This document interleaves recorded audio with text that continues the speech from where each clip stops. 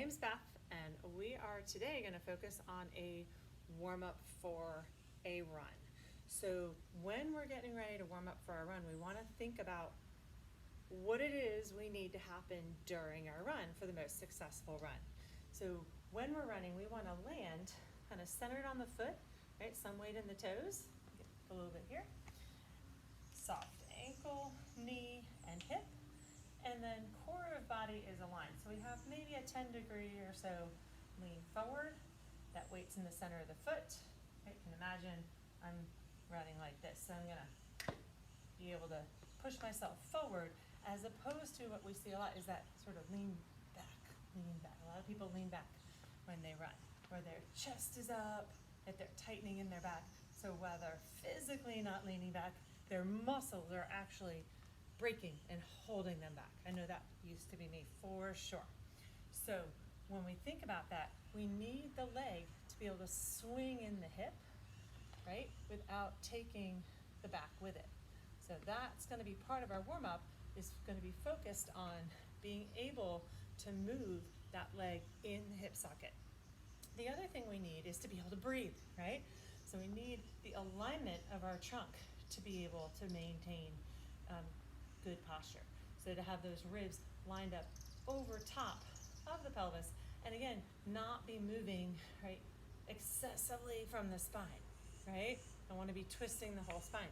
So think about swinging the arms, relax through the shoulders, and this is where we're going to start that warm up. Just natural arm swing, right? Try to keep your hands relaxed, maybe like you're holding a bag of chips and you don't want to smash them, right? A friend of mine used to always say, nips to hips, bag of chips. And that's your hands here, right? Thumbs are going to be around the nipple line when you're in front. So not across that, the kind of nipple line or wider. And then to about the hip, right? So not way behind, right? But they're not staying forward either. They're kind of swinging through that range. And then chips, meaning not fists, not spread fingers, but like you're lightly holding on to something. And so with that in mind, just get that swing going and start with the breath. Breathe in for several counts and then breathe out. Trying to make your breath last longer to fill your ribs and your belly. And exhale. Just feeling the ribs kind of coming back in together. So they expand when you breathe in and they kind of slide back in when you exhale.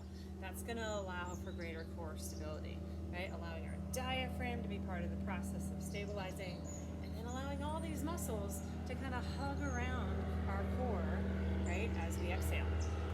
So we'll do 2 more sets of that. Breathe in as the plane goes overhead.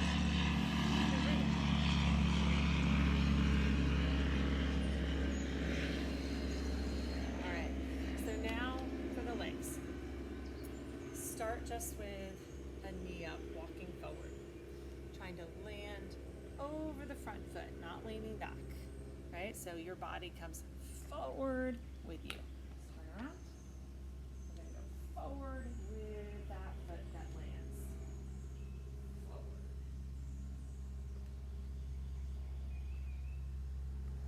All right. I can then make that a jog. Right? And I want to, again, be able to keep all that still, bringing my knees only up as high as I can do without moving the spine of the pelvis. All right, and then I'm going to take it to a butt kicker. Again, as I do that, I want to stay relaxed through the hip joint, and I'm not trying to get it way back behind me. I want easy movement at the joints. Easy movement at the joints.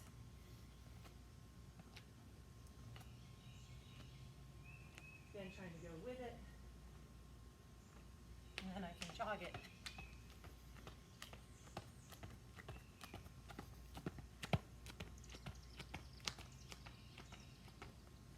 All right.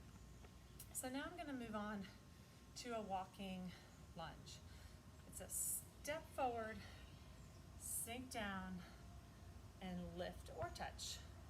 Again, step forward, land with it, sink down, and lift. moving with it, forward and down. Then just gonna turn around and go with it, land, and up. With it, land, and lift.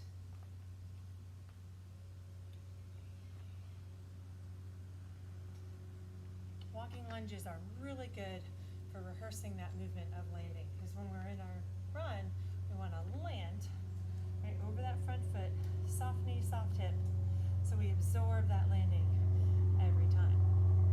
As we do that, we're driving that back knee forward, right? We're starting to push off that front foot, so we're ready to land. You've probably heard, don't want to overstride. This is true. This is true walking or running. When we have a great big stride, we end up shifting our weight to the back leg, reaching that front foot forward, landing on the heel, tightening up, especially your back leg, right? That butt cheek is really tight. So now I'm compressing that hip and I'm getting a little bit of movement through the spine. So we end up with a little bit of whiplash through the body, right? Right? So I don't want to end up overstriding. Even a long stride here, although better, right? Because I'm in line, leaves this back leg so far behind that it's got such heavy lifting to do to get forward, right?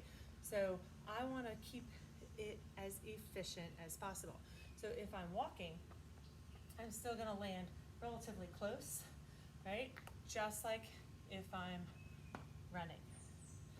So with our lunge, that's what we're rehearsing. Not a big giant step. Small step, sink down. So some might not even call it a lunge, right? This is kind of my style lunge. But you might call it a single leg squat. Whatever you call it, it's super helpful for rehearsing that running motion. All right, so one more thing. I like to use the band. You can certainly do more of what we already did, right? Just kind of without the band. But wrapping a band around the thighs or the ankles can really help us by adding some resistance, some additional feedback to what's going on. So I'm going to start with a side step, and as I step to the side, I want to be able to slide the legs apart without that lean, right? So sides of both legs working, and then together. Again, I'm just teaching that leg to move in the hip socket without taking the rest of me with it, right? Free movement of those legs in the hips. Let the core stabilize your body, not the muscles we need to propel the body forward. And again, so this is that same walk that I did before, but now I have a little bit more feedback. Common problems are kind of turning, right, or bending the back leg and leaning back, especially if that band is really tight. Sometimes we tend to kind of let the front leg take us forward instead of stretching the band. So the band gives us that feedback of something to stretch apart. The back leg, even as I go forward, is still my anchor that I'm reaching against. So if I move this band lower, it will be more challenging, right? Because I've got that long lever of a leg pulling on it. But it will also be a little tendency, right, to lead with the feet. If I've got it low, back here we can see, right? Sometimes we end up doing the old ankle reach, and what's happened here, those thighs aren't moving. So if you do want it on the ankles, right, then make sure that you're actually moving still from the thighs. It's those thigh bones reaching apart, right? Not the ankle, or not the back. We're just leading with the legs, right? So the one that stays behind is working to keep it there, the other one working to press apart. And I like to do a number of these guys. Again, just to remind these joints to stay open even as those muscles around them are working hard. All right, there you have it. That is my warm up for a run. If anything felt really hard to do, muscles just tightened up for you, then getting on the foam roller and addressing that before you start would be a great idea.